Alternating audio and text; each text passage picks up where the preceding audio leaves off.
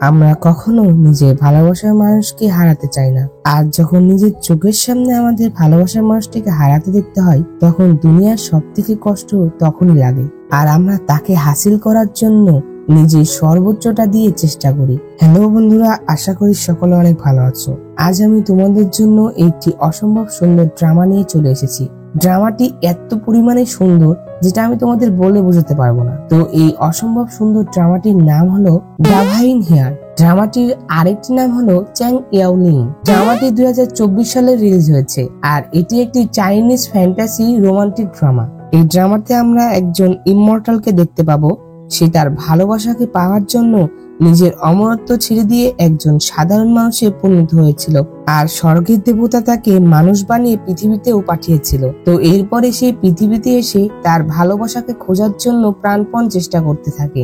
আর এক পর্যায়ে আমরা দেখতে পাই যে সে তার ভালোবাসার মানুষকে খুঁজে তো পায়, কিন্তু সে তার ভালোবাসার মানুষকেও ধোঁকা দেয়, যেটাতে তার ভালোবাসার মানুষ কি তার কাছে ফিরে আসবে, তারা কি এক হতে পারবে, এমনই একটি কাহিনী নিয়ে এই ড্রামাটি। তো চলো জেনে আসা যাক আজকের গল্পটি।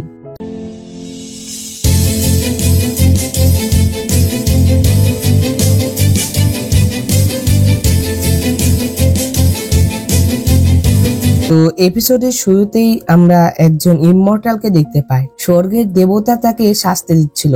সে বলছিল যে অমর চিকিৎসক জিউদি, তুমি স্বর্গের নিয়ম ভেঙেছ। আর তখন জিউদি বলে যে আমি আমার ভালোবাসাকে বাঁচানোর জন্য এমনটা করেছি। তখন স্বর্গের দেবতা বলে যে তুমি কি জানো না যে অমরদের অবিচ্ছেদ্য থাকতে হবে। তখন জিউদি বলে যে যদি অমররা ভালোবাসতেই না পারে তবে আমি চিরকালের জন্য মর্টাল হতে ইচ্ছুক। তখন স্বর্গীয় দেবতা বলতে থাকে যে এমনকি যদি আপনি অমর চিকিৎসকও হন, এই জীবনদাতা স্বর্গীয় শেষের অবতরণ যদি করেন, আপনি তাকে ফিরিয়ে আনতে পারবেন না। তার প্রেমে পড়ে আপনি কি অনুশোচনা করছেন না? তখন জিউদি বলে যে না, আমি কোনো অনুশোচনা করছি না। আর এই কথা শোনার পরে স্বর্গীয় দেবতা তাকে পৃথিবীতে পাঠিয়ে দেয়। আর তিনি বলেন যে যেহেতু তোমার কোনো অনুশোচনা নেই, আমি তোমাকে মর্টার করে দেব। তুমি সব আত্মা ও দানবকে নির্মূল করবে। আর যদি তুমি আমার কথা না শোনো তাহলে তুমি ধ্বংস হয়ে যাবে। তোমার শরীর বা আত্মা কখনোই পুনর্জন্ম পাবে না। আর নিচেই আমরা একটি মেয়েকে শুয়ে থাকতে দেখি। আর আমরা জানতে পারি যে তাকে বাঁচানোর জন্যই জিউদি এমনটা করছিল। তো এই মেয়েটি আমাদের ড্রামার প্রধান চরিত্র। আর যে ছেলেটিকে তোমরা কিছুক্ষণ আগে দেখলে, সেই ছেলেটি এই ড্রামার প্রধান ক্যারেক্টার। তো এরপরে আমরা দেখতে পাই যে নায়িকাকে স্বর্গের দেবতা একটি আইসাইটিস রুটের গাছ বানিয়ে দেয়। তো এরপরে আমাদের পৃথিবী দেখানো হয়। আর ব্যাকগ্রাউন্ডে বলা হচ্ছিল যে যখন থেকে মহাকর্ষীয় শিশির পড়ছে তখন থেকে আত্মা এবং দানব আমাদের পৃথিবীতে আবির্ভূত হয়েছে। আর পূর্ণিমার রাতে এমন আত্মা এবং দানব রয়েছে যা মানুষদের জীবন শক্তিকে শেষ করে ফেলে। রাজকীয় আদালত মেডিসিন গোপন করার আদেশ জারি করেছে এবং এই আত্মা ও দানবদের ধরতে সুপ্রিম ক্যারিটি বিভাগ প্রতিষ্ঠিত করেছে। তো এরপর আমরা সুপ্রিম ক্যারিটি বিভাগের ক্যাপ্টেনকে দেখতে পাই। তার নাম ছিল জিউমিং। সে একটি আত্মাকে ধরছিল আর এরপরে সে তাকে ধরে ফেলে। তো এরপরে আমরা একটি ছেলেকে দেখতে পাই আর আমরা জানতে পারি যে এই ছেলেটি সেই সুপ্রিম ক্যারিটি ডিভিশনের ক্যাপ্টেন। জিউমিং একজন ডক্টর ছিল। সে পাহাড়ে জড়িবুটি খোঁজার জন্য এসেছিল। আর পাহাড়ে যখন সে জড়িবুটি খুঁজছিল তখন সেখানে একটি আত্মা চলে আসে। আর সে তাকে বলে যে আমি অনেকদিন ধরে এখানে বসবাস করছি আর আমার অনেক শক্তির প্রয়োজন, আর আমার একটি মানুষের শক্তির প্রয়োজন যেটাতে আমি আমার জীবন আরো বেশি বৃদ্ধি করতে পারি। এই কথা বলে সে জিউমিং এর উপরে আক্রমণ করে দেয়। তো এক পর্যায়ে আমরা দেখতে পাই সে জিউমিং কে আক্রমণ করে পাহাড় থেকে নিচে ফেলে দেয়। আর এরপরে যখন জিউমিং নিচে পড়ে যায় তখন সেই মেয়ে আত্মাটি বলে যে একজন সাধারণ মানুষ হয়ে সে কিভাবে আমাদের হার্ব উপজাতির বাধা ভেঙে যেতে পারে।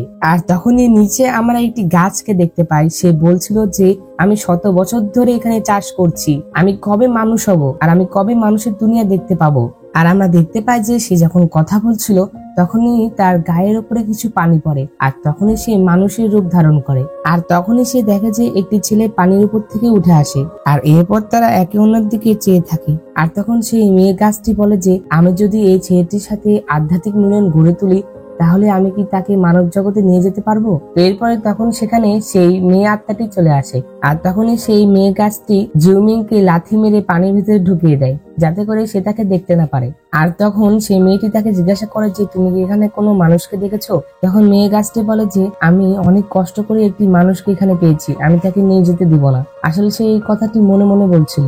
আর তখন আমরা জানতে পারি যে এই মেয়ে গাছটিও একটি আত্মা ছিল। তো এই মেয়েটির নাম হলো শিয়াওল্যান, আর পরবর্তীতে এই মেয়েটি আমাদের ড্রামার প্রধান চরিত্র হতে চলেছে। তো তখন শিয়াওল্যান বলে যে না, এখানে আমি কাউকে দেখতে পাইনি। তো এরপরে আমরা দেখতে পাই যে জিউমিং তো পানির উপরেই উঠে পড়েছিল, আর যেটা সেই মেয়েটি দেখতে পেয়েছিল। তখন মেয়েটি বলে যে তুমি আমাকে মিথ্যা কথা বলার সাহস কিভাবে করো? আর তখন শিয়াওল্যানও তাকে দেখে যে ছেলেটি উপরে উঠে পড়েছে। আর তখন মেয়েটি আরো বলে যে তুমি একটি ভাঙ্গা এবং অসম্পূর্ণ গাছ, আর একটি মানুষের জন্য তুমি আমার সাথে লড়াই করবে? তখন শিয়াওল্যান বলে যে তোমার মানুষ মানে তার কপালে কি তোমার নাম লেখা আছে নাকি? যে তাকে প্রথমে ধরবে সেই তাকে পাবে। এরপর আমরা দেখতে পাই শিয়াওল্যান যখন তাকে আক্রমণ করতে যাবে তখন তার শক্তি কম হচ্ছিল, আর তখন শিয়াওল্যান বলে যে আমাকে কিছু শক্তি ধার দাও। এই কথা বলে সে এসে জিউমিং কে কিস করে, আর তার কাছ থেকে সে কিছু শক্তি নেয়। আর আমরা দেখতে পাই যে সত্যি তার শক্তি অনেক বেড়ে গিয়েছিল, তাকে সেই মেয়েটি আর কিছুই করতে পারে না। এরপরে সেই মেয়েটি বলে যে তুমি অনুমোদিত ছাড়াই একটি স্পিরিট বন্ড গঠন করেছো, আর যেটা আমি আমাদের লিডারকে বলে দিব। এই কথা বলে সে সেখান থেকে চলে যায়। আর আমরা জানতে পারি যে শিয়াওল্যান এই যে আত্মার যে গঠন অর্থাৎ স্পিরিট বন্ড যে গঠন করেছিল সেটা সে মানব দুনিয়াতে যাওয়ার জন্য করেছিল। তো এরপরে শিয়াওল্যান অজ্ঞান হওয়ার অভিনয় করে, যেটাতে যেন জিউমিং তাকে মানব দুনিয়াতে নিয়ে যায়। আর তখন জিউমিং বলে যে যেহেতু তুমি নিজেই ফাঁদে পা দিচ্ছ, আমি তোমাকে সুপ্রিম ক্যারিটি ডিভিশনে ফিরিয়ে নিয়ে যাব। আর আমরা দেখতে পাই যে জিউমিং আর শিয়াওল্যানকে একটি মেয়ে আকাশের উপরে দেখছিল। সেই মেয়েটি বলছিল যে অতীতের কর্ম তুমি আবারও করছো এবং তুমি আবার তার মুখোমুখি হয়েছো। আর আমরা দেখতে পাই এই মেয়েটি হলো জেট পটের আকাশের পরী। তো এরপর আমরা একটি শহর দেখতে পাই, সেখানে একটি ক্লিনিক ছিল।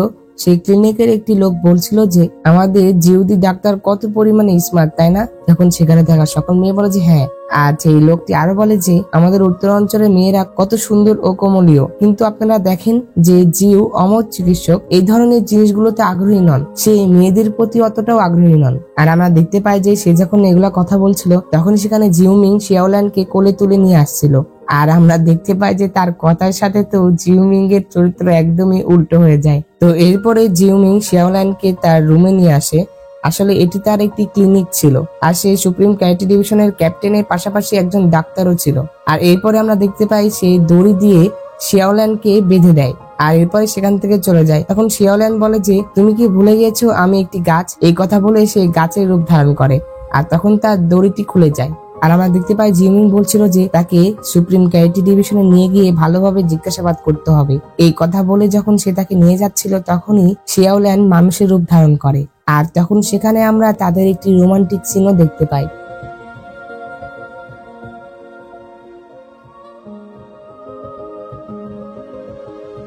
তো এরপর আমরা দেখতে পাই যে শিয়াওল্যান যখন কোনো কথা বলতে যাবে তখনই জিউমিং তাকে ধরে ফেলে, আর তাকে বলে যে সে এখন তাকে সুপ্রিম ক্যারিটি ডিভিশনে নিয়ে যাবে। আর তখন আমরা দেখতে পাই যে শিয়াওল্যান যখন বলে যে ফ্রিজ হয়ে যাও, তখনই জিউমিং ফ্রিজ হয়ে যায়। আর তখন শিয়াওল্যান বলে যে আমি এইমাত্র মানব জগতে এসেছি, আর আমার শক্তি এখন পর্যন্ত স্থিতিশীল হয়নি, আমার আরো কয়েকদিনের জন্য তোমার সাপোর্টের প্রয়োজন। আর আমরা দেখতে পাই যে সে এই কথা বলার পরেই জিউমিং কে আবারও কিস করে, আর সে তার কাছ থেকে আবারও একটু শক্তি নিয়ে নেয়। আসলে যদি সে কোনো মানুষের শক্তি নেয় তাহলে সে ভালোভাবে মানুষ হতে পারবে, অর্থাৎ সে এখনো সম্পূর্ণভাবে মানুষ হতে পারেনি, আর তার সম্পূর্ণভাবে মানুষ হতে হলে কোনো মানুষের শক্তি লাগবে। আর যদি সে কোনো মানুষের শক্তি নেয় তাহলে সেই মানুষের কোনো ক্ষতি হবে না।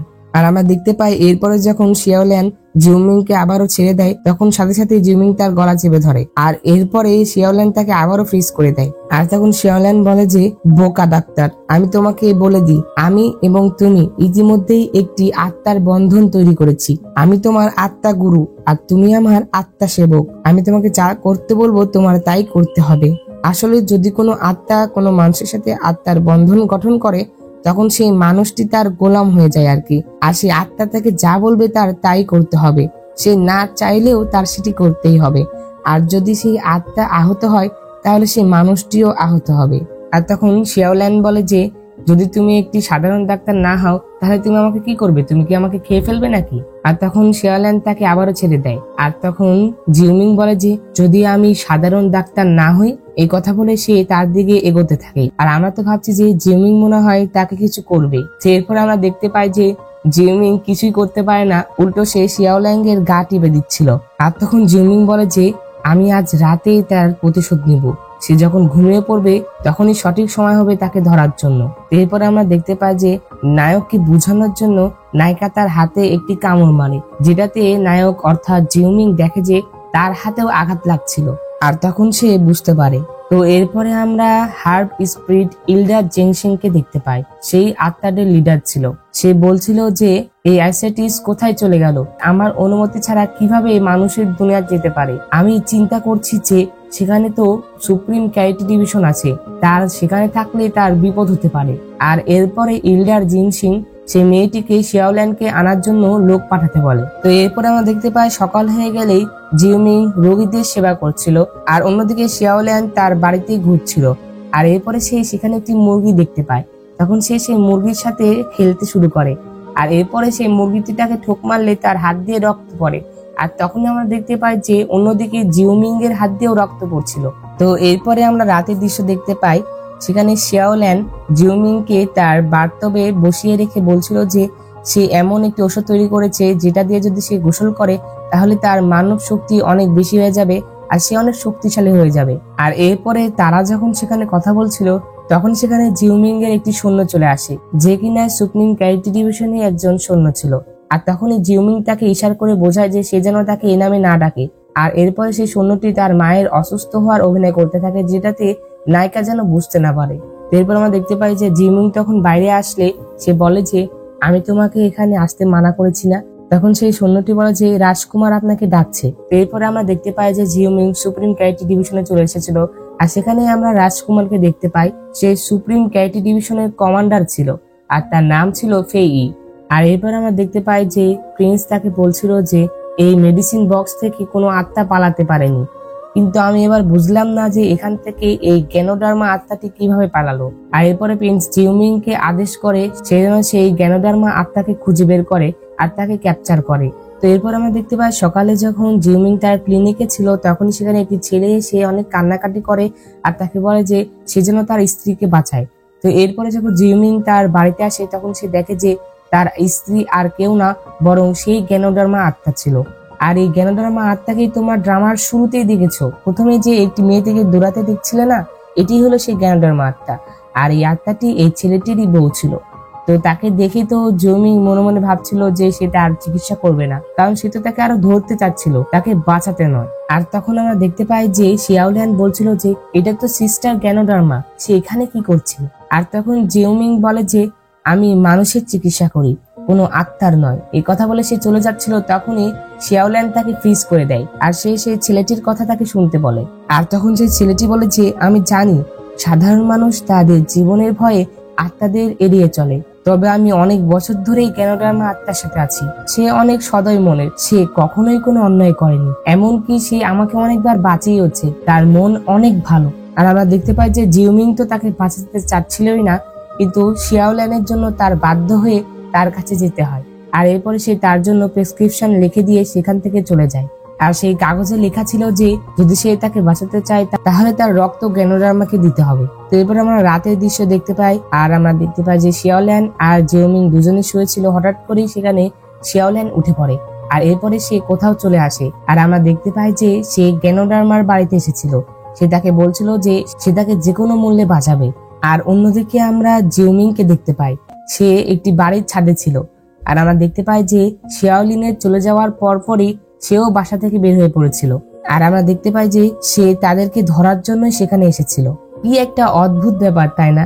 সে যে মেয়েটিকে ধরতে এসেছে সেই মেয়েটি তার ভালোবাসার মানুষ, আর সে এটি জানেই না, কিন্তু সে যে তার ভালোবাসার মানুষকে কষ্ট দিচ্ছে এটা সে বুঝতেও পারে না। তো এরপরে আমরা দেখতে পাই সে তাদের দুজনকে কথা বলতে দেখতে পায়, যেটাতে সে তাদের সৈন্যদের সংকেত দিয়ে দেয় যে এখানে দুটি আত্মা আছে। তো এরপর আমরা দেখতে পাই যে শিয়াওল্যান যখন সেই ছেলেটির কাছে যাবে তখনই সেখানে জিউমিং বলে যে তুমি এখানে আসার সাহস কিভাবে করলে? তো এরপরে আমরা দেখতে পাই যে শিয়াওল্যানের সাথে জিউমিং এর ফাইট শুরু হয়ে যায়।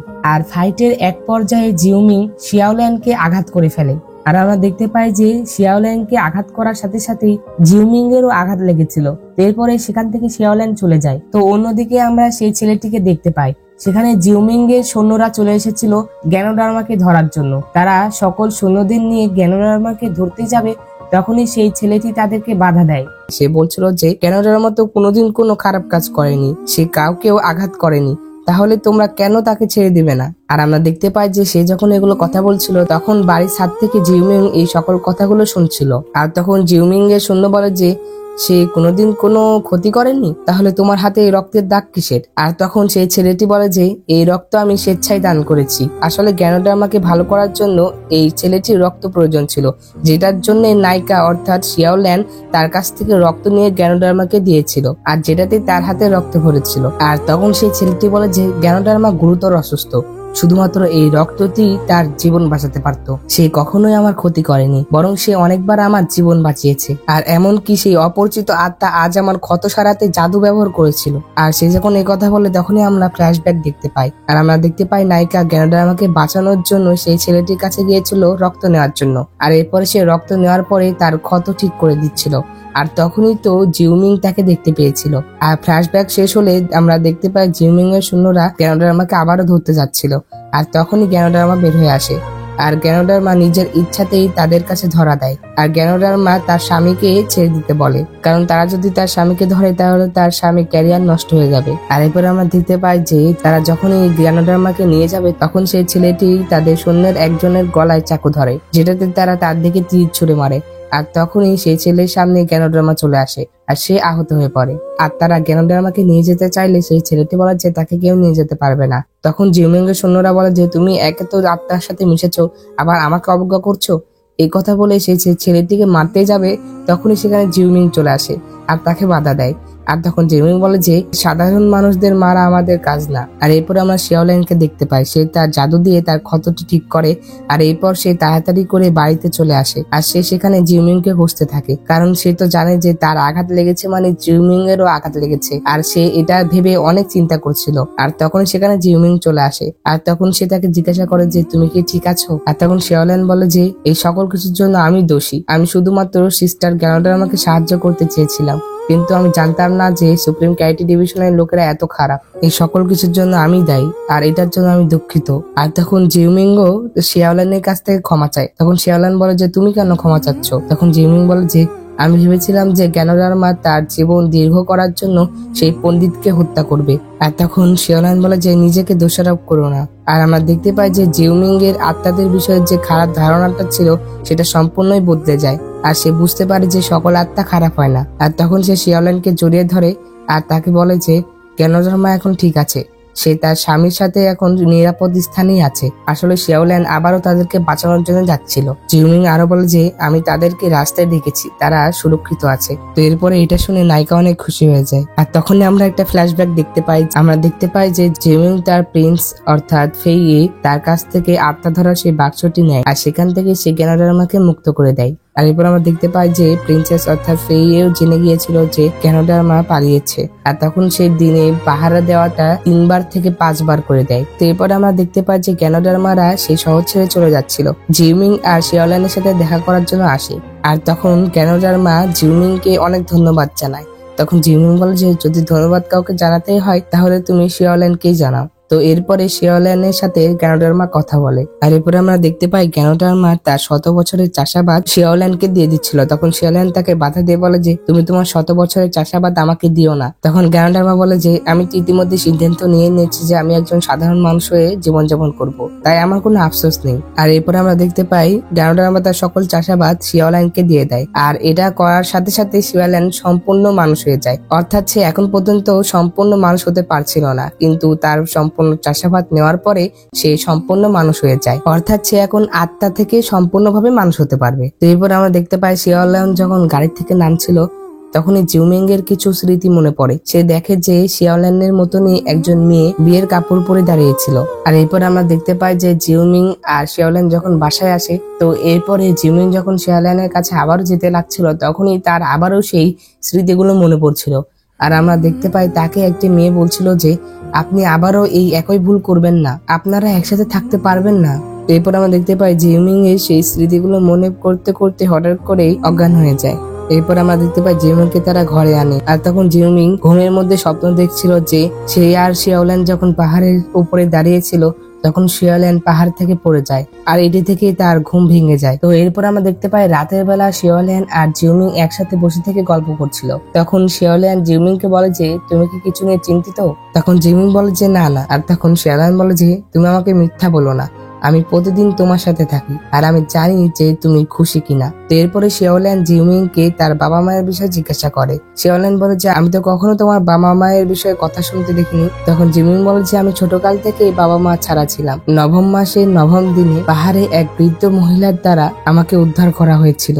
আর আমি যখন ছোট ছিলাম তখন আমার পালক মা গুরুতর অসুস্থ হয়ে পড়ে, তাই আমার নিজেরই মেডিকেল স্কিল শিখতে হয়েছে। কিন্তু শেষ পর্যন্ত আমি অসহায় ছিলাম, আমি আমার মাকে বাঁচাতে পারলাম না। আর তখন শিয়াওল্যান বলে যে আমাদের তো পিতামাতা নেই, কিন্তু আমি ছোটকাল থেকেই অসম্পূর্ণ ছিলাম। আর আমার সহধর্মীরা যারা আত্মারা ছিল তারা সম্পূর্ণভাবে মানুষের রূপ ধারণ করে এই পাহাড় থেকে চলে গিয়েছিল আমাকে একা রেখে। কিন্তু এখন ভাগ্যক্রমে আমি তোমাকে পেয়েছি আর এটা আমার জন্য অনেক গুরুত্বপূর্ণ। আর তখন শিয়াওল্যান বলে যে এখন থেকে আমরা দুজন আত্মীয় আর আমি তোমার মতো হতে চাই, আমিও তোমার মতো চিকিৎসার দক্ষতা অর্জন করতে চাই। আর এখন থেকে আমি তোমার সাথে আছি, তুমি কখনো একা হবে না। তো এই কথা বলার পরে তারা কিস করে। তো এরপর আমরা দেখতে পাই যে জিউমিং সুপ্রিম ক্যারেক্টার ডিভিশনে এসেছিল আর সে ফেই এর সাথে কথা বলছিল। আর তখন ফেই এটা জেনে অনেক রেগে যায় যে জিউমিং তার পিছনে মামলা তদন্ত করছে। আর তখন ফেই বলে যে তোমাকে শুধুমাত্র আত্মা ধরার কাজ দেওয়া হয়েছে, তোমাকে মামলা তদন্ত করতে বলা হয়নি। আর আমরা দেখতে পাই যে ফেইরা আত্মাদের ধরার নাম করে সাধারণ মানুষদেরও মারছিল, আর যেটা জিউমিং জানতে পারে। তো এটার কারণে সে তাকে বলতে এসেছিল। তো এরপরে আমরা জিউমিং আর শিয়াওল্যানকে দেখতে পাই তারা বাজারে ঘুরতে এসেছিল। আর তখন সেখানে সুপ্রিম ক্যারেক্টার ডিভিশনের লোকেরা চলে আসে আর তাদের দেখে জিউমিং শিয়াওল্যানকে সেখান থেকে নিয়ে চলে যায়। রাতের বেলা জিউমিং আর শিয়াওল্যান একসাথে বসে থেকে খাবার খাচ্ছিল। আর তখন জিউমিং শিয়াওল্যানকে একটি থলি ধরিয়ে দেয়। আর তখন শিয়াওল্যান মনে মনে বলে যে এটা কি কোনো গিফট নাকি, সে কি আমাকে উপহার দিচ্ছে? আর তখন শিয়াওল্যান বলে যে এটা কি। আর সে যখন সেটা খুলতে যাবে তখন জিউমিং তাকে বাধা দিয়ে বলে যে এর মধ্যে কিছু জামা কাপড় আছে আর যাতায়াতের খরচ আছে, এগুলো আমি তোমার জন্য আগে থেকে প্রস্তুত করে রেখেছি। আজ দেরি হয়ে গেছে, তাই তুমি খাওয়া শেষ করে বিশ্রাম নাও, আগামীকাল সকালে এখান থেকে চলে যাবে। আর আমরা দেখতে পাই যে এটা কোনো গিফট না, বরং জিউমিং তাকে এটি দিয়েছিল সেখান থেকে চলে যাওয়ার জন্য। আর তখন শিয়াওল্যান বলে যে আমি কোথায় যাবো এখান থেকে? তখন জিউমিং বলে যে উত্তর ভূমি ছেড়ে হার্ব দুর্গে চলে যাবে। আর তখন শিয়াওল্যান বলে যে কেন, হার্ব দুর্গে কেন? আর তখন জিউমিং শিয়াওল্যানকে বোঝায় যে যদি কেউ জানতে পারে যে সে একজন আত্মা, তাহলে তার জন্য বিপদ হতে পারে। আর তখন আমরা দেখতে পাই যে শিয়াওল্যান এই কথা শুনে অনেক রেগে যায়, সে যাবে না। আর এরপর সে সেখান থেকে রেগে চলে যায়। আর এরপর আমরা দেখতে পাই যে নায়িকা রেগে রাস্তা দিয়ে হাঁটছিল আর তখনই তাকে কেউ কিডন্যাপ করে নেয়। আর এরপর আমরা দেখতে পাই যে মিং শিয়াওল্যানকে খুঁজে কোথাও পাচ্ছিল না, যার কারণে সে সুপ্রিম ক্যারেক্টার ডিভিশনে চলে আসে। আর সে তার সৈন্যকে বলে যে তারা কি আজ কোনো আত্মা ধরেছে কিনা। আর তখন তার সৈন্য বলছে না। আর এরপরে সেখান থেকে জিমিং চলে যায়। আর তখন সেখানে ফেই চলে আসে আর ফেই বলে যে জিমিং কেন এখানে? আর তখন সেই সৈন্যটি বলে যে জানি না, কিন্তু ওই দিন রাতেও আমি জিউমিংকে দেখেছিলাম, অর্থাৎ যেই দিন আমরা গ্যানোডার্মাকে ক্যাপচার করেছিলাম সেই দিন আমরা সেই ক্যাপচার করার বাক্সের কাছে জিউমিংকে দেখেছিলাম। আর আমরা দেখতে পাই যে ফেই এখন থেকে জিউমিংকে সন্দেহ করা শুরু করে দেয়। তো এরপরে আমরা শিয়াওল্যানকে দেখতে পাই, তাকে জিনশেং এর লোকেরা ধরেছিল, অর্থাৎ হার্ব দুর্গের লিডারের সৈন্যরা। আর এই মেয়ে আত্মাটিকে তো তোমরা প্রথম এপিসোডের দিকে দেখেছো, ইল্ডার জিনশেং নায়িকাকে ধরার জন্য তাদেরকে পাঠিয়েছিল। আর এরপরে আমরা দেখতে পাই যে ইল্ডার জিনশেং নায়িকাকে জোর করে বিয়ে দিচ্ছিল, আসলে এটা তাদের একটি রীতি ছিল। আর আমরা দেখতে পাই যে শিয়াওল্যানের সাথে একটি পাগল আত্মার বিয়ে হচ্ছিল। আর তখন সেখানে জিউমিং চলে আসে আর জিউমিং কে দেখে নায়িকা দৌড় মেরে গিয়ে তাকে জড়িয়ে ধরে। আর আমরা দেখতে পাই তারা যখন জিউমিং কে আঘাত করতে যাবে আর তখন এই জিউমিং এর চারপাশে একটি অদৃশ্য বেরিয়া চলে আসে। আর আমরা দেখতে পাই যে এটি দেখে ইল্ডার জিনশেং জিউমিং কে প্রভু বলে তাকে সম্মান করে। আর আমরা দেখতে পাই যে উপর থেকে জেটপটের পরী এই সব করছিল, সে জাদু দিয়ে জিউমিং এর চারপাশে সেই বেরিয়ারটি গড়েছিল। আর সেই পরীটি বলছিল যে জিউমিং, প্রেমের ক্লেশ অতিক্রম করা অনেক কঠিন, আমি কেবলমাত্র তোমাকে এতদূর পর্যন্ত সাহায্য করতে পারি। তো আমরা জিউমিং কে দেখতে পাই সে ইলডা জিনশেং এর সাথে কথা বলছিল। ইলডা জিনশেং জিউমিং এর কাছ থেকে ক্ষমা চাচ্ছিল। সে বলে যে আমি আপনাকে চিনতে না পারায় আমাকে প্লিজ ক্ষমা করে দিন। আপনার প্রতিভা অসাধারণ, আপনি কোনো সাধারণ মানুষ না, আর আমি আশা করি যে আপনি আমাদের হাত দুর্গটি রক্ষা করতে পারবেন। তো এরপর আমরা দেখতে পাই যে জিউমিংরা যখন কথা বলছিল তখন ঘরের বাইরে থেকে শিয়াওল্যান লুকিয়ে এই সব কথাগুলো শুনছিল। তো এরপর আমরা দেখতে পাই যে ইলডা জিনশেং নায়িকাকে ভিতরে ডাকে, আর এরপরে সে নায়িকাকে বলে যে তুমি এখন সম্পূর্ণ মানুষ রূপ লাভ করেছো, তাহলে তুমি কেন এই প্রভুর সাথে স্পিরিট বন্ড অর্থাৎ আত্মাদের বন্ধন শেষ করনি? আর শিয়াওল্যান যখন কিছু বলতে যাবে তখনই জিউমিং বলে যে শুধুমাত্র আত্মার বন্ধনের মাধ্যমেই আমি পাহাড়ের নিচে তাকে সুরক্ষিত রাখতে পারবো, অর্থাৎ এই স্পিরিট বন্ড থাকলেই তো নায়ক বুঝতে পারবে যে নায়িকা বিপদে পড়েছে কিনা। আর এরপর আমরা দেখতে পাই জিউমিং শিয়াওল্যানকে সেখানে রেখে চলে যাবে, কিন্তু তখন শিয়াওল্যান বলে যে আমি তো তোমাকে আগেই বলেছিলাম যে আমি তোমার সাথে থাকবো আর তোমার সাথে চিকিৎসা করা শিখবো, আর তুমিও তো বলেছিলে যে তুমি আমাকে শিখাবে, তাহলে তুমি এখন তোমার কথা কেন রাখছো না? আর তখন ইলডা জিনশেং বলে যে তুমি শত শত বছর ধরে অগ্রগতি ছাড়াই চাষ করেছো, আর তুমি যদি এই বিয়েটি মিস করো তাহলে তুমি এই জীবনে অমরত্বর সুযোগ হারাবে। আর তখন শিয়াওল্যান বলে যে আমি মোটেও অমরত্ব চাষ করতে চাই না। আর তখন শিয়াওল্যান বলে যে আমি যদি স্বাধীনতা ভাবে আমার ভালোবাসাকেই না পাই তাহলে আমার অমর হয়ে কি লাভ? আর আমরা তো বুঝতেই পারি যে এই একই কথা জিউমিং ড্রামা শুরুতে বলেছিল। আর এখন তো মানুষ হয়ে গেছি, আর এখন আমি মানুষ হয়ে থাকতে চাই।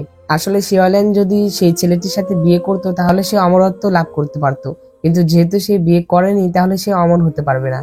আর যার কারণে ইলডা জিনশেং তাকে বুঝাচ্ছিল, কিন্তু শিয়াওল্যান অমর হতে চায় না, কারণ অমর হতে হলে তো সেই ছেলেটিকে বিয়ে করতে হবে, আর যেটা তার একদমই পছন্দ ছিল না। সে তার ইচ্ছে মতো ভালোবাসতে চায়। আর তখন ইলডা জিনশেং শিয়াওল্যানকে বলে যে তুমি কি এর মানে বুঝতে পারছো?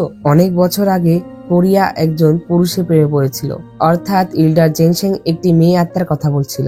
আর তিনি বলেন যে কোরিয়া মানব জগতের একটি ছেলেকে ভালোবেসে ফেলে এবং তার সাথে সে মানব জগতে চলে যায় বিয়ে করে সন্তান নেওয়ার জন্য, কিন্তু এরপরে সেই লোকটি পুরিয়ার সাথে বিশ্বাসঘাতকতা করে, কিন্তু পুরিয়া তার নিজের জীবন বাঁচাতে তার মূলের অমরত্ব হারিয়েছে। যদিও সে সুপ্রিম ক্যাটি ডিভিশন থেকে পালিয়েছিল, কিন্তু আজ সে পাগল মহিলা হয়ে উঠেছে। শিয়াওল্যান, তুমি কি এখনো মানুষের পৃথিবীতে যেতে চাও? আর তখন শিয়াওল্যান জিউমিং এর হাত ধরে বলে যে সামনে যত বিপদে আসুক না কেন আমি সবসময় তোমার সাথে দাঁড়াতে প্রস্তুত। আর তখন জিউমিং জিনশেংকে বলে যে আমি জিউমিং আমার জীবনের শপথ করছি আমি শিয়াওল্যানের বিশ্বাসের সাথে বিশ্বাসঘাতকতা করব না, আমি তার সাথে ভালো আচরণ করব এবং তাকে রক্ষা করব।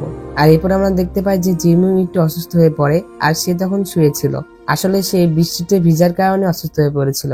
আর তখনই সেখানে শিয়াওল্যান চলে আসে, আর সে জিউমিংকে একটি মেডিসিন খেতে দেয়। আর তখন জিউমিং বলে যে এটা আবার কেমন মেডিসিন যেটার কোনো বর্ণ নেই আর খেতেও কোনো স্বাদ নেই। আর তখন শিয়াওল্যান বলে যে তুমি কথা না বলে তাড়াতাড়ি খাও তো। আর এরপরে যখন জিউমিং সেই ওষুধটি খেয়ে নেয় তখন শিয়াওল্যান একটু দূরে গিয়ে বলে যে সেটা আমার গোসল করার পানি, আর এটা খেলে তোমার জ্বর ভালো হয়ে যাবে। আর এই কথা শুনে তো জিউমিং তার মুখ থেকে সেই পানিটি ফেলে দেয়। আর এরপরে আমরা দেখতে পাই যে নায়িকা জিউমিং এর রোগীদের সেবা করছিল, আর নায়িকা প্রত্যেকটি রোগীকেই তার সেই গোসল করা পানি খাওয়াচ্ছিল, আর সেটি খেয়ে সকল রোগী ভালো হয়ে যাচ্ছিল। আর আমরা তখন সেখানে ফেই এর সৈন্যকেও দেখতে পাই, আর সে ফেইকে সেই তথ্যটি দিয়ে দেয় যে জিউমিং এর ক্লিনিকে এমন একটি মেয়ে এসেছে যে কিনা সকল রোগীদের সব রোগ ভালো করে দিচ্ছে। আর এরপরে ফেই তার সৈন্যকে শিয়াওল্যানের বিষয়ে খোঁজ নিতে বলে।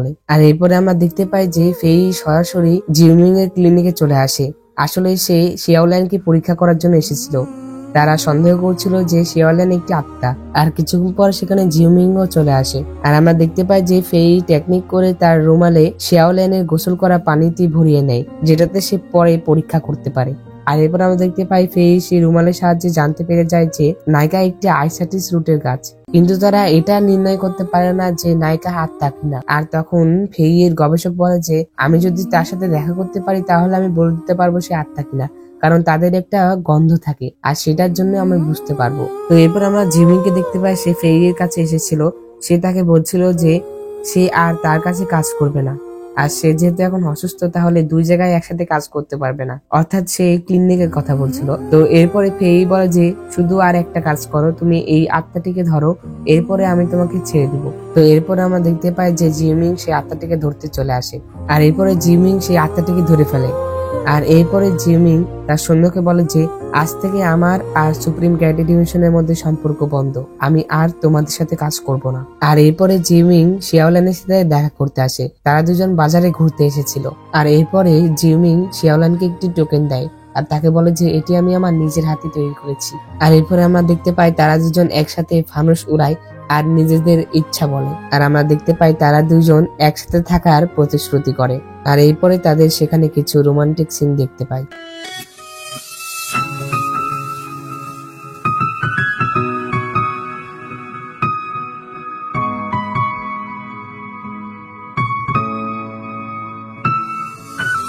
আর এরপরে আমরা জিউমিং এর অ্যাসিস্ট্যান্টকে দেখতে পাই, অর্থাৎ ক্লিনিকে যে তাকে সাহায্য করতো। তো সেই ছেলেটি অনেক ড্রিঙ্কস করে আর মাতাল হয়ে যায়। আর এরপরে সে দেখে যে জিউমিং যখন বাসায় ছিল তখনই সেখানে শিয়াওল্যান জাদু করে চলে আসে। আর তখন সে বলে যে আমি কি এটা স্বপ্ন দেখছি নাকি। আর আমরা দেখতে পাই যে পরবর্তী দিনে সেই অ্যাসিস্ট্যান্টটি অনেক চিন্তিত ছিল, সে শুধুমাত্র শিয়াওল্যানকে নিয়ে ভাবছিল যে সে কি আত্মা নাকি।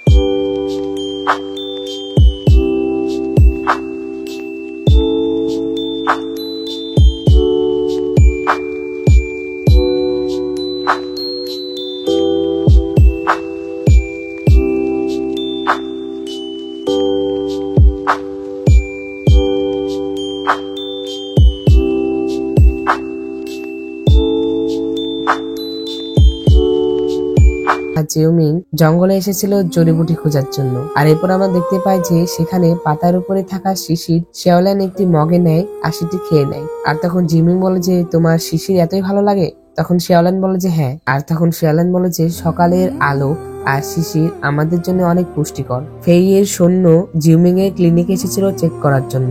আর সেই সৈন্যটি জিউমিং এর অ্যাসিস্ট্যান্টের কাছ থেকে জানতে পারে যে জিউমিংরা এখন জঙ্গলের জড়িবুটি খুঁজতে গিয়েছে। আর আমরা দেখতে পাই জিউমিং আর শিয়াওল্যান যখন জঙ্গলে ছিল তখনই তাদের দিকে কেউ তীর ছুঁড়ে মারে। আর তখন শিয়াওল্যানকে বাঁচাতে গিয়ে জিউমিং আহত হয়ে পড়ে।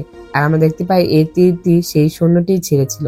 আর এরপরে সেই সৈন্যটি যখন আরো একটি তীর ছুঁড়ে তখন শিয়াওল্যান সেটি জাদু দিয়ে থামিয়ে রাখে। আর এরপরেই সেই সৈন্যটি বুঝতে পারে যে শিয়াওল্যান একটি আত্মা। তো এই সৈন্যটির নাম ছিল হচ্ছে হ্যান ই, আমরা তাকে হ্যান বলে ডাকবো।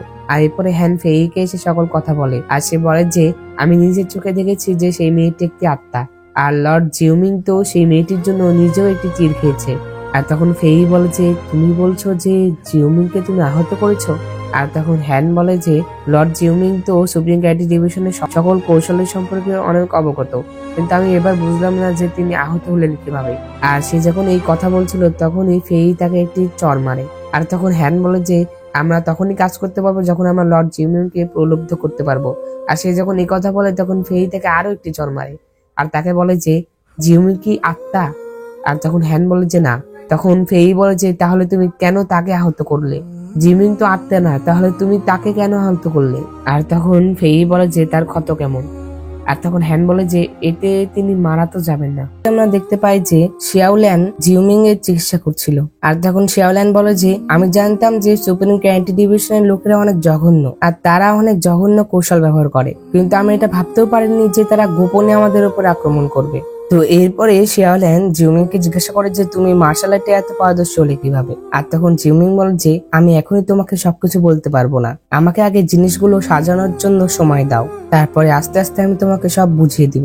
আর এরপরে আমরা জিউমিং এর অ্যাসিস্ট্যান্টকে দেখতে পাই, সে জিউমিংকে ডেকে বলছিল যে আমি এখন জানি যে ছোট্ট আইসেটিস অর্থাৎ শিয়াওল্যান আত্মা, আর দেখো তোমার সাথে সে কি করেছে।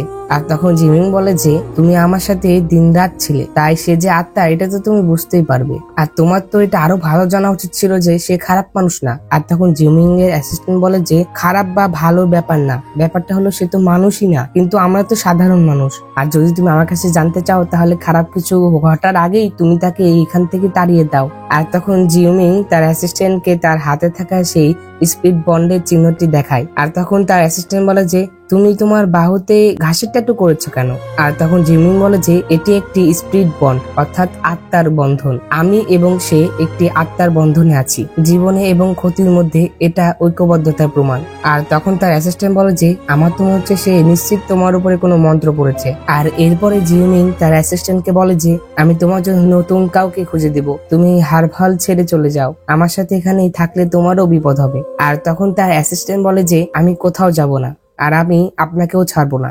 আর যেহেতু আপনি ছোট্ট আইসাটিস অর্থাৎ শেওল্যানের উপরে আপনার মন দিয়েছেন, তাহলে আমিও কোথাও যাব না, আর আমিও আপনাদের সাথেই থাকবো।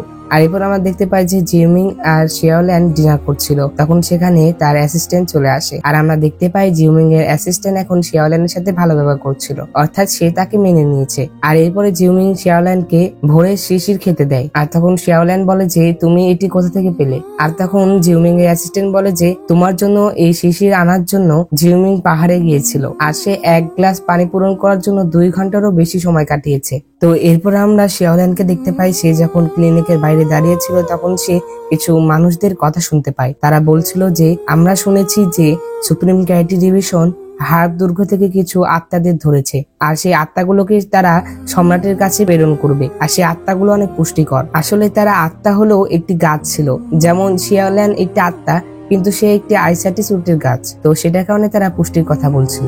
আর এরপরে আমরা দেখতে পাই যে শেওল্যান সেই কথাগুলো শুনে সেখান থেকে চলে যায়। আর এরপরে আমরা জিউমিং এর অ্যাসিস্ট্যান্টকে দেখতে পাই, সে এসে জিউমিং কে বলছিল যে সুপ্রিম ক্যারেটে ডিভিশনের কিছু লোক হার্ব দুর্গে গিয়েছিল, আর সেখান থেকে তারা অনেকগুলো আত্মাকে বন্দি করেছে। আর আমি দেখলাম যে তারা কয়েদি বন্দি করার গাড়িও সাথে নিয়ে গিয়েছিল, কিন্তু তারা অনেক কম সংখ্যক লোক ছিল। তখন জিউমিং বলে যে তারা কম সংখ্যক লোক হয়ে তো অনেকগুলো আত্মাকে ধরতে পারবে না, তাহলে তারা সেই গাড়ি কেন নিয়ে গিয়েছিল?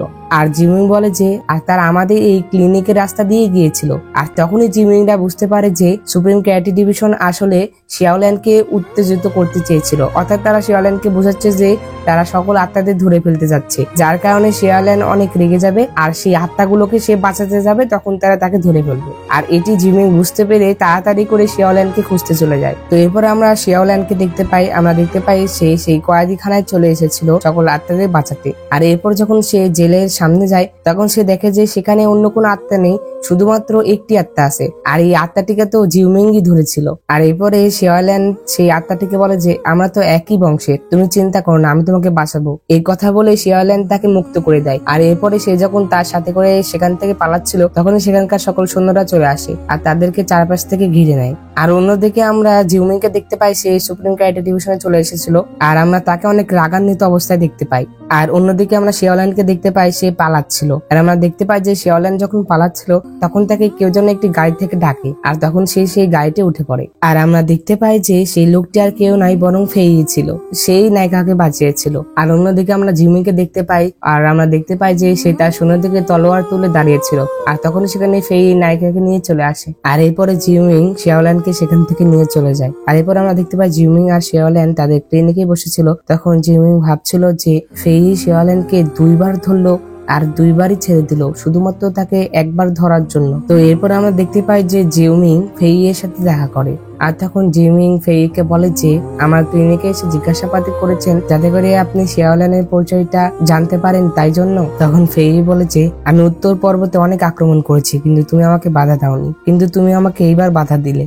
আর তখন জিউমিং বলে যে তাকে একবার ধরে আবার ছেড়ে দেওয়া যাতে করে তাকে পরবর্তীতে আবার ধরা যায়। আসলে এরা দুজন খেলছিল আর এই বিষয়ে কথা বলছিল। আর তখন ফেয়ে বলে যে অনেক বছর আগে যখন আমি তোমাকে প্রাসাদে এনেছিলাম তখন তুমি অনেক যুবক ছিলে, আর তোমাকে আমি নিজেকে ভাই বলে ডাকার অনুমতি দিয়েছিলাম, আমাকে যুবরাজ বলে সম্বোধন করার দরকার নেই। আর এত বছর কেটে গেল, তুমি কি ভুলে গেছো?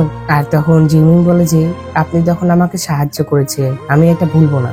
আর তখন ফেই বলে যে উত্তরভূমির শান্তি ও সমৃদ্ধির বিনিময়ে হাজার হাজার মানুষ প্রাণ দিয়েছে, আর রাজধানীতে ফিরে আগেই আমার নিজের ভাই সিংহাসন দখল করে নেয়, আর এখন আমি শুধুমাত্র আত্মা ধরার রাজকুমার, আমি এখন আত্মা ধরার আইডল ছাড়া আর কিছু হতে পারি না। তুমি কি মনে করো? আসলে আমরা বুঝতে পারি যে ফেইর মেন লক্ষ্য ছিল তার ভাইয়ের সিংহাসনটি নিজে দখল করা, আর যার কারণে সে এমনটা করছিল।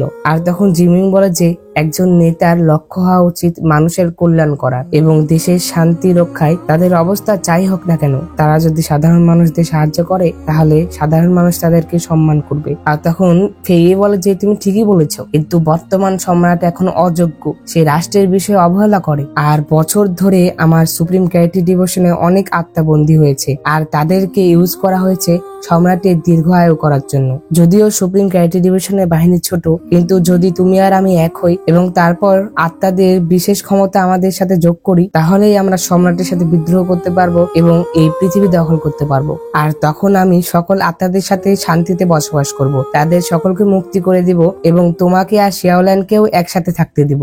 আসলে ফেই চাচ্ছিল যে সে তার সুপ্রিম ক্যারাটে ডিভিশনের মাধ্যমে সকল আত্মাদের ধরবে আর তাদের শক্তি দিয়েই সে রাজ্য দখল করবে। আর তখন জিউমিং বলে যে আপনি যদি সাধারণ মানুষদের সেবাই করতে চান তাহলে তাদের কল্যাণের কথা ভাবুন, আর আপনি যে সাধারণ মানুষদের মারেন এটা আমার কাছে প্রমাণ আছে। ওই দিন লি পরিবারকে আপনি হত্যা করার জন্য লোক পাঠিয়েছিলেন। আপনি শুধুমাত্র আত্মাকে ধরেন না, আপনি সাধারণ মানুষদেরও মারেন, আর এটা শুধুমাত্র আপনার স্বার্থপর ইচ্ছার জন্য। আপনার কর্মকাণ্ড অনেক নিষ্ঠুর, আর এইবার আমি আপনাকে আর বিশ্বাস করব না। আর এরপরে জিউমিং ফেইকে বলে যে যুবরাজ, আমাদের পথ ভিন্ন, আমি আর আপনার সাথে ষড়যন্ত্র করতে পারি না। এই কথা বলে সে শেষবারের মতো তাকে সম্মান করে সেখান থেকে চলে যায়। তো এরপর আমরা দেখতে পাই যে সম্রাট ফেইয়ের কাছে নোটিশ পাঠিয়েছিল যে মিড অটাম ফেস্টিভ্যালের ব্যাপারটা তাদের কাছে অনেক সন্দেহজনক। সুপ্রিম ক্যারাটে ডিভিশন এটা দায় এড়াতে পারে না, তাই বিচারিক পর্যালোচনার সময় মামলাটি এখন তদন্তের জন্য আদালতে স্থানান্তর করা হয়েছে, আর সুপ্রিম ক্যারাটে ডিভিশন এখন সাময়িকভাবে বন্ধ করা হবে।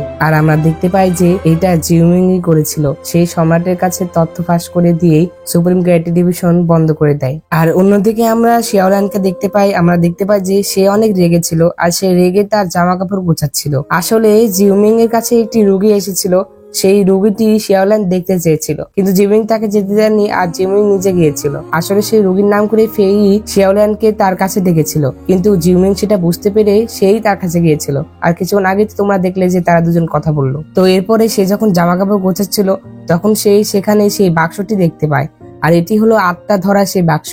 আর তখন শিয়াওল্যান্ড সেই বাক্সের মধ্যে তার জিনিসপত্র ধুয়ে সেই বাক্সটি তার ব্যাগের মধ্যে নিয়ে চলে আসে। আর এরপরে সে যখন রাস্তায় হাঁটছিল তখনই চারপাশে হঠাৎ করে লাইট জ্বলে ওঠে, আর আমরা দেখতে পাই যে তখন তার সামনে জিউমিং দাঁড়িয়েছিল, আর জিউমিং তার জন্য এত সুন্দর আয়োজন করেছে। আর তখন জিউমিং বলে যে আমি তোমাকে ওই দিন প্রতিশ্রুতি দিয়েছিলাম যে তুমি যদি বিয়ে করতে চাও তাহলে আমরা অনেক ধুমধাম করে বিয়ে করব। আর তখন জিউমিং শিয়াওল্যান্ডকে প্রপোজ করে, সে বলে যে তুমি কি আমাকে বিয়ে করতে পছন্দ করো? আর এরপরে শিয়াওল্যান্ডও রাজি হয়ে যায়।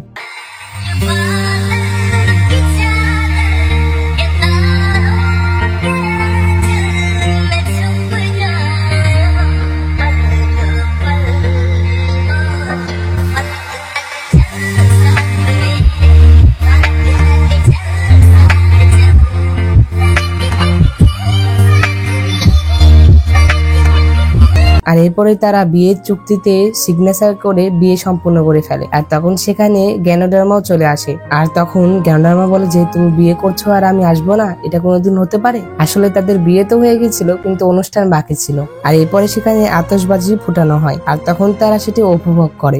জিউমিং আর শিয়াওল্যান্ডকে দেখতে পায়। জিউমিং শিয়াওল্যান্ডকে বলছিল যে আমাদের বিয়ে হয়ে গেলে আমরা এখান থেকে চলে যাব। তখন শিয়াওল্যান্ড বলে যে আমরা কোথায় যাব এখান থেকে? আর তখন জিউমিং বলে যে এই উত্তর ভূমি ছাড়া আমরা যে কোনো জায়গায় যেতে পারি, দক্ষিণ, পূর্ব, পশ্চিম, যে কোনো একদিক, তুমি তোমার পছন্দের দিকটি বেছে নাও। আমরা আরেকটি ক্লিনিক খুলবো, আমি প্রতিদিন তোমার জন্য সকালে শিশির সংগ্রহ করব এবং আমরা একসাথে থাকবো। আর তখন শিয়াওল্যান্ড বলে যে এখন কি আমরা এখানে থাকতে পারি না? আর এখানেই তো আমার গোত্র আর আমার শিকড় রয়েছে। আর তখন জিউমিং বলে যে সুপ্রিম ক্যারাটে ডিভিশন শুধুমাত্র সাময়িকভাবে বন্ধ হয়েছে, যখন সুপ্রিম ক্যারাটে ডিভিশন আবারও খুলবে তখন তোমার জন্য অনেক ক্ষতিকর হবে, কারণ তারা আত্মাদের ধরে বেড়ায় আর তারা তোমাকে আঘাত করতে পারে। আর তখন শিয়াওল্যান্ড বলে যে যাই হোক, কিন্তু আমি আমার বংশ কিভাবে ছেড়ে দিতে পারি, আর শান্তিতে বসবাস করার জন্য আমি কিভাবে তাদেরকে ছেড়ে পালিয়ে যেতে পারি? আর এরপরে শিয়াওল্যান্ড বলে যে সেই সুপ্রিম ক্যারাটে ডিভিশন আমার গোত্রের অনেক লোককে মেরেছে, আর আমি যদি আবারও তাদেরকে দেখতে পাই তাহলে আমি আমার জীবনের ঝুঁকি নিয়ে তাদের সাথে লড়াই করব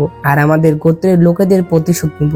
আর তখন জিউমিং শিয়াওল্যান্ডকে তার আসল পরিচয় বলতেই যেত, তখনই সে শিয়াওল্যান্ডের এই কথাগুলো শুনে মনে মনে বলতে থাকে যে সুপ্রিম ক্যারাটে ডিভিশন এবং আত্মাদের মধ্যে অনেক বছর ধরেই শত্রুতা রয়েছে, আর তাই যদি আমি তাকে তাড়াহুড়ো করে সত্যিটা বলে দিই তাহলে সে আবেগপ্রবণ ভাবে কাজ করবে আর সে নিজের জীবনকে ঝুঁকিতে ফেলবে। এই কথাটা তাকে পরে বললেই ভালো হয়। আর আমরা জানতে পারি যে সুপ্রিম ক্যারাটে ডিভিশন তারা আত্মাদের পুড়িয়ে মারত। আর অন্যদিকে আমরা ফেইকে দেখতে পাই সে গোপনে একটি ষড়যন্ত্র করছিল, সে গোপনে একটি রুম তৈরি করেছিল যার মধ্যে সে 3000-এরও বেশি সৈন্য একত্রিত করেছে।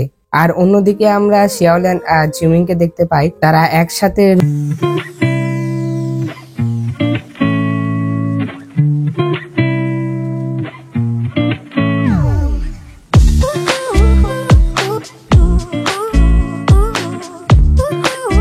আমরা দেখতে পাই যে শিয়াওলিয়ান হার্বদুর্গে তার লিডার অর্থাৎ জিনসেং এর সাথে দেখা করতে আসে। আর তখন ইল্ডার জিনসেং বলে যে যখন জিউমিং বিয়ে করার জন্য তোমাকে এখানে নিতে আসবে আর তখন আমি জাদু করব আর হার্বদুর্গের ব্যারিয়ারটি খুলে ফেলবো। আর তখন সেখানে থাকা একটি আত্মা মেয়ে বলে যে 1000 বছর ধরে আমাদের হার্বদুর্গের ব্যারিয়ারটি খোলা হয়নি, আর এখন যদি আপনি এটি খোলেন তাহলে এটা বিপজ্জনক হবে না।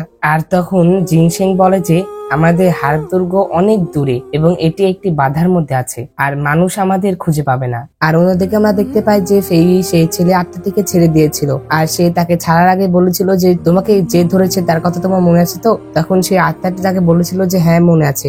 আর আমরা দেখতে পাই যে ফেই সেই আত্মাটিকে ছেড়েছিল এটার জন্য যে সেই আত্মা যেন জিউমিংকে মারতে পারে। আর অন্যদিকে আমরা জিউমিংকে দেখতে পাই সে তার কাছে থাকা সুপ্রিম ক্যাডেট ডিভিশনের ডেস্কটি আগুনে পুড়িয়ে দিচ্ছিল আর সে বলছিল যে সুপ্রিম ক্যাডেট ডিভিশন এখন আমার আগের স্মৃতি হয়ে গিয়েছে আর এখন থেকে আমি আবার আমার নতুন জীবন শুরু করব। তো এরপর আমরা জিউমিংকে দেখতে পাই সে বিয়ের পোশাক পরে দাঁড়িয়েছিল আর কিছুক্ষণ পর সেখানে আমরা একটি মেয়েকে আসতে দেখি আর এটি জেটপটের পরেই ছিল।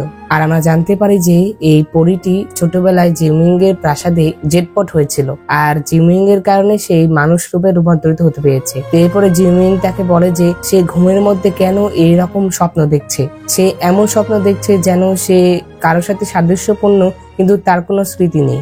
আর তখন জেটপটের পরি বলে যে আমি শুধুমাত্র এখানে এসেছি তোমাকে এটা বলার জন্য যে তুমি বিয়ে যেন না করো। আর তখন জিউমিং বলে যে কেন, আমি বিয়ে করলে কি হবে? তখন জেটপটের পরি বলে যে কারণ তুমি যে রক্তাক্ত বিয়ের স্বপ্ন দেখেছিলে সেটা কোনো বিভ্রান্তি নয়, সেটা তোমার অতীত জীবন ছিল।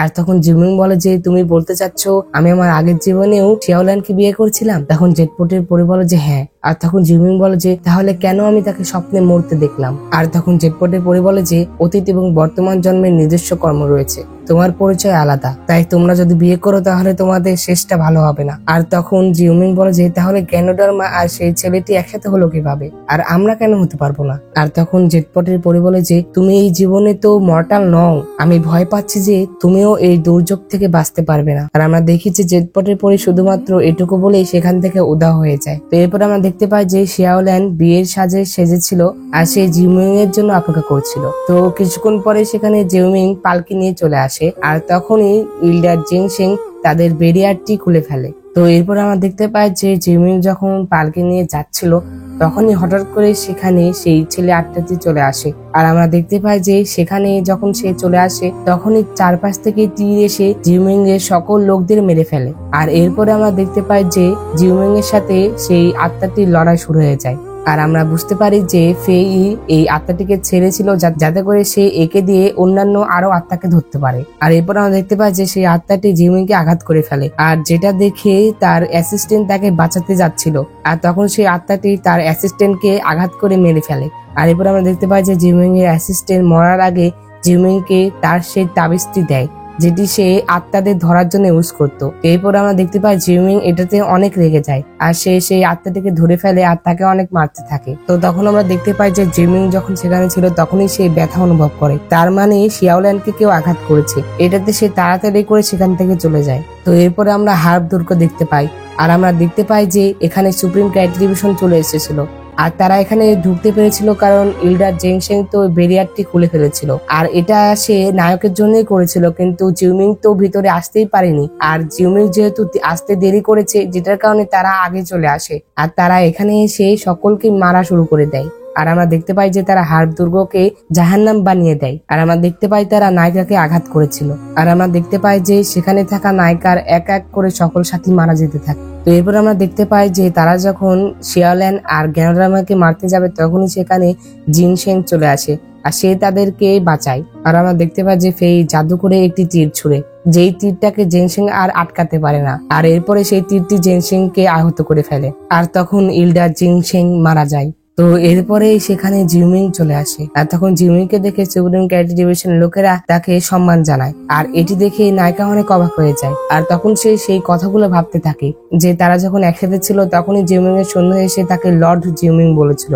আর আমরা দেখতে পাই যে নায়িকা যখন এগুলো ভাবছিল তখনই উপর থেকে ফেই আবারও সেই তীরটি ছুড়ে আর যেটার কারণে নায়িকার সাথে সাথে জিউমিংও আহত হয়। আর এরপরে আমরা দেখতে পাই যে ফেই সম্রাটের কাছে এটা প্রমাণ করে যে যেগুলো খুন হয়েছিল সেই সকল খুনগুলো আত্মারাই করেছিল আর যার কারণে তারা যেন সুপ্রিম ক্যাডেট ডিভিশনকে আবারও খুলে দেয়। তো অন্যদিকে আমরা শিয়াওল্যানকে দেখতে পাই। সুপ্রিম ক্যারাটে ডিভিশনের লোকেরা তাকে অনেক টর্চার করছিল, আর অন্যদিকে আমরা জিউমিংকে দেখতে পাই তারও অনেক কষ্ট হচ্ছিল। আর তখন আমরা দেখতে পাই যে তখন সেখানে জেটপটের পরি আসে, আর সে তখন জিউমিংকে তার অতীতের গল্প বলতে থাকে। আর সেই তাকে বলে যে তুমি তোমার ভালোবাসাকে বাঁচানোর জন্য নিজের অমরত্ব ছেড়ে মর্টাল মানুষে পরিণত হয়েছিলে। তো আমরা দেখতে পাই যে তারা যখন কথা বলছিল তখনই অপর দিকে আমরা শিয়াওল্যানকে দেখতে পাই। হঠাৎ করেই তার চোখের রং লাল হয়ে যায়, আর হঠাৎ করেই সে বদলে যায়। আর আমরা দেখতে পাই যে সে সেখানে থাকা সকল কিছু ভেঙে দেয়। আমরা দেখতে পাই যে শিয়াওল্যানের যখন হঠাৎ করেই পরিবর্তন চলে আসে, অন্যদিকে জিউমিং এর অনেক বেশি কষ্ট হতে থাকে। আর তখন জেটপটের পরি বলে যে শিয়াওল্যান তো শুধুমাত্র একটি আত্মা, তার এত ক্ষমতা কোথা থেকে আসলো। আর অন্যদিকে আমরা শিয়াওল্যানকে দেখতে পাই, আর সেখানে ফেই এর গবেষক বলছিল যে আমি তো অনেক আত্মাকে দেখেছি, কিন্তু এই আত্মার শক্তিটি অনেক বেশি, আর এই আত্মাটি সমস্ত আত্মার শক্তি একসাথে মিলাতে পারে। তো এরপর আমরা দেখতে পাই সেখানে জিউমিংও চলে আসে, আর তখন শিয়াওল্যান জিউমিংকে দেখে তাকে জাদু দিয়ে তার কাছে নিয়ে আসে, আর সে তার গলা টিপে ধরে। আসলে শিয়াওল্যান এখন তার কন্ট্রোলে ছিল না।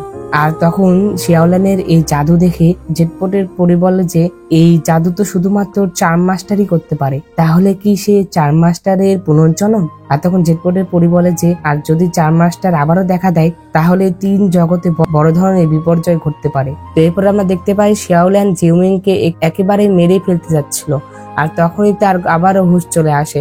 আর সে তখন জিউমিংকে বলে যে তুমি সেই ব্যক্তি ছিলে যাকে আমি সব থেকে বেশি বিশ্বাস করতাম, তুমি আমার সাথে এমন কিভাবে করতে পারলে? তো এরপরে শিয়াওল্যান যখন তার সাথে কথা বলছিল, আর তখনই জেটপটের পরি জিউমিংকে সেখান থেকে উদ্ধার করে নিয়ে চলে যায়। আর এরপর আমরা দেখতে পাই শিয়াওল্যান যখন শান্ত হয় তখন ফেই তার সাথে কথা বলে, আর ফেই তাকে বলে যে যদি তুমি আমাকে সিংহাসন পেতে সাহায্য করো তাহলে আমি তোমার সকল আত্মাকে ছেড়ে দিব। আসলে সেই আত্মাগুলো ফেই এর কাছে বন্দী ছিল। তো অন্যদিকে আমরা জিউমিংকে দেখতে পাই, সেখানে জেটপটের পরি তাকে বলছিল যে চার্ম মাস্টার তো অনেক বছর আগে পরাজিত হয়েছিল, আর সে তার দেহ হারিয়ে ফেলেছিল, আর তারপরে এখন শিয়াওল্যানের মধ্যেই চার্ম মাস্টারের লক্ষণ দেখা যাচ্ছে, তার মানে চার্ম মাস্টারের পুনর্জন্ম হয়েছে।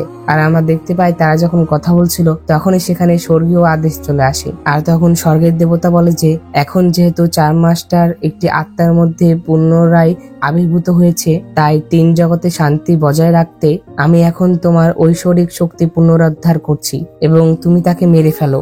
আর তুমি তাকে মারতে পারলেই সকল সমস্যার সমাধান হয়ে যাবে, আর এইভাবেই সমস্ত পাপ ধুয়ে মুছে যাবে। অর্থাৎ স্বর্গের দেবতা জিউমিংকে শিয়াওল্যানকে মারতে বলছিল। আর তখন জিউমিং বলে যে আমি যদি আপনার আদেশ প্রত্যাখ্যান করি তাহলে কি হবে? আর তখন জেটপটের পরি বলে যে তুমি যদি তার আদেশ উপেক্ষা করো তার মানে স্বর্গীয় আদেশ উপেক্ষা করা, আর তুমি যদি এটি করো তাহলে তোমার দেহ এবং আত্মা ধ্বংস হয়ে যাবে। তো তখন আমরা দেখতে পাই যে জিউমিং সেই আদেশটি প্রত্যাখ্যান করে, আর তখনই সেখানে শিয়াওল্যান চলে আসে। তখন শিয়াওল্যান তাকে বলে যে তুমি আগের জন্মে সম্রাট জিউ ছিলে, আর আমি ল্যানজিন ছিলাম, আর এই জীবনে তুমি জিউমিং, আর আমি একটি হাড় আত্মা, আর এটাই নিয়তের নিয়ম যে তুমি তোমার হাতে আমাকে মেরে ফেলবে। তখন জিউমিং বলে যে অতীত আর বর্তমান জীবন যাই হোক না কেন, আমি যেই হই না কেন, তোমার ক্ষতি করার কথা কখনো আমি ভাবতেও পারি না। আর তখন শিয়াওল্যান বলে যে কিন্তু এটা এখন অনেক দেরি হয়ে গিয়েছে, আমাদের দেখা করার কথা ছিল না। আর আমরা দেখতে পাই যে শিয়াওল্যান এই কথা বলার পরে সে তার আর জিউমিং এর সাথে যে স্পিড বন্ড ছিল সেটা সে ভেঙে ফেলে, অর্থাৎ সে তার সাথে আত্মার বন্ধনটি ভেঙে ফেলে। আর শিয়াওল্যান যখন সেখান থেকে চলে যাচ্ছিল তখন জিউমিং বলে যে পূর্বের জন্মে যদি আমার কোনো ঋণী না থাকে তাহলে আবার আমার এই জন্মে তোমার সাথে দেখা হলো কেন? জীবন শুধুমাত্র একটি স্বপ্ন। তো এরপরে শিয়াওল্যান তাকে বলে যে আমাকে আর খুঁজতে এসো না, এই কথা বলে সে চলে যায়। আর তখন জিউমিং বলে যে যদি তোমাকে খুঁজতে যায়, তখন শিয়াওল্যান বলে যে তাহলে আমি তোমাকে মেরে ফেলবো। এরপরে সে সেখান থেকে চলে যায়। তো এরপরে আমরা দেখতে পাই যে শিয়াওল্যান ফেই এর সাথে এসেছিল, আর ফেই শিয়াওল্যানকে একটি মন্দিরে নিয়ে আসে। আর এরপরে আমরা দেখতে পাই যে শিয়াওল্যান যখন সেখানে আসে তখন সে সেখানে পদ্ম আত্মাকে দেখতে পায়। আর এখানে তোমাদের আমি একটা কথা বলে রাখি যে পদ্ম আত্মা হলো ফেই এর গার্লফ্রেন্ড ছিল। তো এই পদ্ম আত্মাকেই ফেই অনেক ভালোবাসতো, কিন্তু একদিন পদ্ম আত্মাকে কেউ বিষ দিয়ে মেরে ফেলে, যেটার কারণে ফেই এতদিন ধরে এতগুলো আত্মাকে ধরছিল। সে এই সকল আত্মাকে মেরে তার শক্তি পদ্ম আত্মাকে দিবে, আর যেটাতে সে পদ্ম আত্মাকে আবারও ফিরে পাবে। আর যখনই শেয়াওল্যান এই বিষয়ে জিজ্ঞাসা করতে যায় তখনই সেখানে থাকা সকল লোক মন্ত্র পড়া শুরু করে দেয়। আর তখন শেয়াওল্যান বলে যে তুমি এত অসংখ্য আত্মাকে মারছো শুধুমাত্র এই একজনের জীবন বাঁচানোর জন্য। আর তখন ফেয়ে বলে যে হ্যাঁ, আমি সারা পৃথিবীর সকল আত্মাকে হত্যা করছি শুধুমাত্র তার জীবন বাঁচানোর জন্য। আর এত বছর ধরে সকল আত্মাকে মেরেও পদ্ম আত্মা জীবিত হয়েছিল না, কিন্তু শেয়াওল্যানের আত্মা দিয়ে পদ্ম আত্মা জীবিত হতে পারবে, যার কারণে তারা শেয়াওল্যানকে মন্ত্রবদ্ধ করে ফেলে। তো এরপরে আমরা দেখতে পাই যে কিছুক্ষণ পর সেখানে জিউমিং চলে আসে। আর আমরা দেখতে পাই যে জিউমিং যখন সেখানে আসে তখনই হ্যান তার উপরে আক্রমণ করে দেয়, আর তখন জিউমিং তাকে হারিয়ে দেয়। তো এরপর আমরা দেখতে পাই জিউমিং ভিতরে চলে আসে, আর এরপরে তার সাথে ফেইয়ের লড়াই হয়, আর সে ফেইকে হারিয়ে ফেলে। আর তখন জিউমিং ফেইয়ের গবেষককে মেরে ফেলে, যেটাতে তাদের মন্ত্র পড়া বন্ধ হয়ে যায় আর শেয়াওল্যান বেঁচে যায়। তো এরপরে জিউমিং শেয়াওল্যানের কাছে যায় আর তাকে বলে যে ঘুম থেকে ওঠো, দেখো আমি তোমার জিউমিং। তো তখন সেখানে আমরা ফেইকে দেখতে পাই তার অনেক কষ্ট লাগছিল, আর সে এত বছর ধরে এতগুলো আত্মাকে মারলো শুধুমাত্র তার ভালোবাসাকে বাঁচানোর জন্য, কিন্তু এই এক পলকেই তার ভালোবাসা শেষ হয়ে গেল।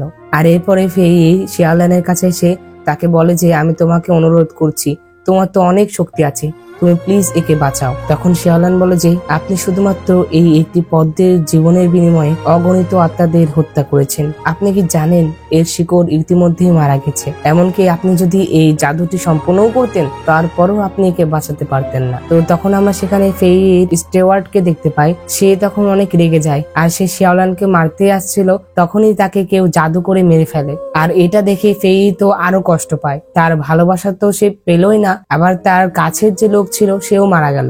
আর এটি দেখে সে আর সহ্য করতে পারে না, আর এরপরে সে আত্মহত্যা করে, আর এরপরে ফেইও মরে যায়। তো এরপর আমরা জিউমিংকে দেখতে পাই, সে ফেইর কবরের সামনে বসেছিল, আর সে তাকে বলে যে আপনি যখন বেঁচে ছিলেন তখন আপনি এই ওয়াইনটি অনেক বেশি পছন্দ করতেন। আসলে ফেই যতই খারাপ হোক না কেন, কিন্তু সেই তো জিউমিংকে ছোটকাল থেকে লালন পালন করেছে, আর সে তার ভাইয়ের মতোই ছিল, তাই জিউমিং এরও অনেক কষ্ট হচ্ছিল। আর এরপরে সেখানে জ্ঞানদর্মা চলে আসে, আর সে জিউমিংকে বলে যে আমরা জানি যে আপনি কখনোই নিজে থেকে আত্মাকে হত্যা করেননি, আর আপনার বিয়ের এখন কি হবে, আপনি কি বিয়ে করতে চাচ্ছেন? আর তখন জিউমিং বলে যে আমি আর শেয়াওল্যান জীবন মৃত্যুর সাথে সম্পর্কিত, আর আমি তাকে বিয়ে করব। যদি স্বর্গীয় দেবতা এটাতে রাজি হন তাহলে তো ভালো, আর রাজি না হলে আমি স্বর্গীয় আদেশ অপেক্ষা করব। আর এরপরে আমরা দেখতে পাই জিউমিং আর শেয়াওল্যান বিয়ে করে নেয়। তো এরপরে আমরা দেখতে পাই তারা যখন বিয়ে শেষ করে তখন সেখানে জেটপটের পরই আহত হয়ে চলে আসে। আর তখন জিউমিং জিজ্ঞাসা করলে সে বলে যে স্বর্গীয় দেবতা জানতে পেরেছেন যে আপনি তার আদেশ প্রত্যাখ্যান করেছেন, যার কারণে আপনাকে বন্দী করার জন্য লোক পাঠানো হয়েছে। তো সে যখন কথা বলছিল তখনই সেখানে একটি পোর্টাল চলে আসে, আর যেটার মধ্যে দিয়ে শেয়াওল্যানকে তারা নিয়ে যায়, আর তখন জিউমিংও তার মধ্যে ঢুকে পড়ে। আর তখন টেলিপোর্ট হয়ে তারা একটি জায়গায় চলে আসে, আর তখন সেখানে আমরা দেখতে পাই নায়িকাকে একটি স্পিলের মধ্যে বন্দী করে রাখা হয়েছিল, আর তখন সেখানে একটি তলোয়ার চলে আসে।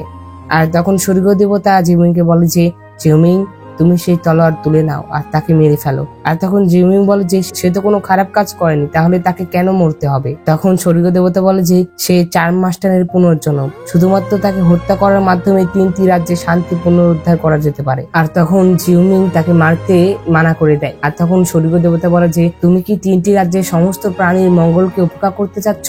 তখন জিউমিং বলে যে অতীতেও তুমি তাকে মেরে ফেলেছো। তখন স্বর্গীয় দেবতা বলে যে তাতে কি হয়েছে, সে তো মরণশীল, তার মৃত্যুতে দুঃখের কি আছে?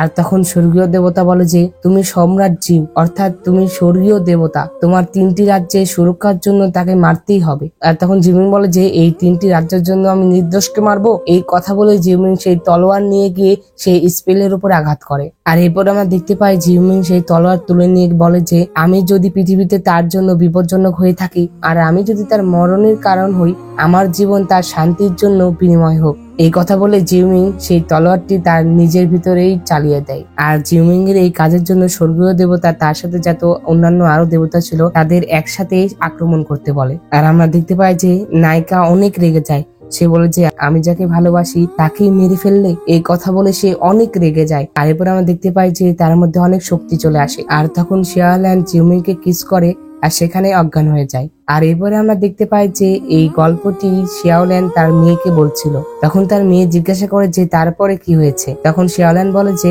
তারপরে চার্ম মাস্টারের আত্মা স্বর্গীয় সুপ্রিম বিচ্ছুরিত হয়ে তাদের দুজনকেই মানুষ হিসেবে পৃথিবীতে ফিরে আসার অনুমতি দেয়, অর্থাৎ তাদেরকে মানুষ হিসেবে জীবনযাপন করার আদেশ দিয়ে দেওয়া হয়েছিল। তারা যখন কথা বলছিল তখন সেখানে জিউমিং চলে আসে। তো এরপর আমরা দেখতে পাই তারা যখন সেখানে কথা বলছিল তখনই সেখানে জিউমিং এর অ্যাসিস্ট্যান্ট চলে আসে। আর আমরা দেখতে পাই যে জিউমিং এর অ্যাসিস্ট্যান্টেরও পুনর্জন্ম হয়েছিল। আর তখন সে তাদেরকে বলে যে আমি পাহাড়ে কিছু জড়িবুটি খোঁজার জন্য এসেছিলাম, আর আমি এখানে পানি পান করার জন্য এসেছি। আর এরপরে জিউমিং তার অ্যাসিস্ট্যান্টের পদবি ধরে ডাকে।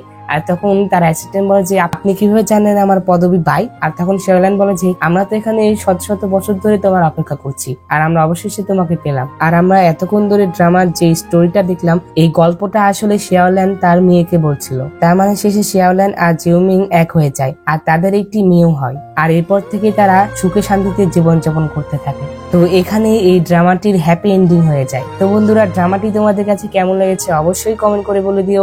আর ভিডিওটি ভালো লেগে থাকলে অবশ্যই একটি লাইক করে দাও। আর এরকম নতুন নতুন ড্রামা দেখার জন্য আমার চ্যানেলটি অবশ্যই সাবস্ক্রাইব করে পাশে থাকা বেল বাটনটি অলে ক্লিক করে দিও, যাতে পরবর্তী ভিডিও নোটিফিকেশন সবার আগে তোমার কাছে পৌঁছে যায়। তো দেখা হচ্ছে পরবর্তী এক্সপ্লেনে। সে পর্যন্ত ভালো থাকো, সুস্থ থাকো, এই কামনা করে আজকের ভিডিও এখানে শেষ করছি।